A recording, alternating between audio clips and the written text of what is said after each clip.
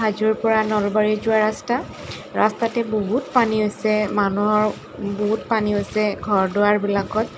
কিবা এটা কাৰণত যাব লগা হৈছিলে, মই পিছে যাব নোৱাৰিলোঁ, আধা গৈ ফিৰি আহিলোঁ বাৰু। বহুত বেছি পানী হৈছে, গোটেই মানুহবিলাকৰ ঘৰ দুৱাৰ পানীৰে ভৰ্তি হৈ গৈছে, ৰাস্তা ঘাট গোটেই পানী দেখিছে। সোনকালে এই পানীবোৰ শুকাই গ'লে ভাল হয় আৰু মানুহবিলাকৰ বহুত কষ্ট হৈছে, ইমান বেছি কষ্ট হৈছে মানুহবিলাকৰ, গোটেই ঘৰ দুৱাৰ পানীৰে ভৰপূৰ। এই পানী সোনকালে শুকাই গ'লে ভাল হয় আৰু এই ভগৱানৰ ওচৰত প্ৰাৰ্থনা কৰিছোঁ যাতে পানীবোৰ সোনকালে শুকাই যায়, সকলোবোৰ পৰিস্থিতি আগৰ দৰে হৈ পৰে।